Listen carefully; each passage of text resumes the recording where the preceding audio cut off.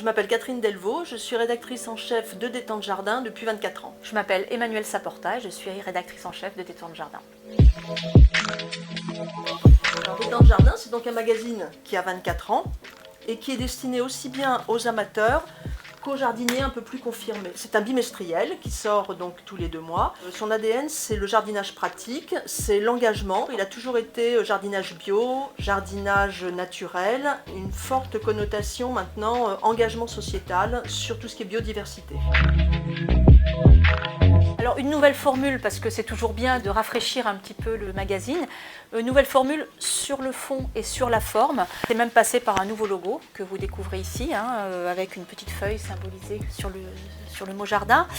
Nouvelle formule pour justement répondre un petit peu à ces nouvelles attentes de la part des jardiniers qui veulent plus de biodiversité, qui posent plus de questions sur comment faire entrer et vivre la nature dans mon jardin. Jardiner, c'est pas seulement planter, semer, tailler, c'est aussi composer avec la nature, composer avec la petite faune du jardin, découvrir une flore aussi un peu plus naturelle et cohabiter avec cette nature au mieux et ne pas vouloir l'enfermer dans un écrin.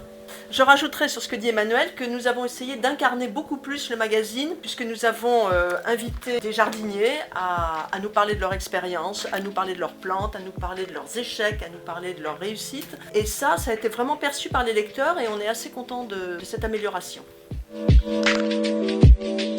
Alors le magazine, il est décomposé vraiment en 3 parties. On a aussi revu la structure du magazine. Il y a ce qui fait le point fort de Détente Jardin, c'est-à-dire le jardinage pratique, avec tous les bons conseils de saison, les gestes à faire au jardin, que ce soit au verger, au potager ou pour ses fleurs, ses arbustes, etc. Il y a une deuxième partie qu'on appelle le jardin engagé, où justement on met en avant ces initiatives locales, ces expériences qui font bouger les choses dans le domaine de la nature. Et il y a une troisième partie qu'on a appelée jardin convivial, où on va parler d'aménagement de son jardin, où on va donner des conseils pour le rendre plus agréable à vivre, plus confortable, pour recevoir aussi, parce que un jardin, s'il n'est pas habité, s'il ne vit pas, il est beaucoup moins intéressant.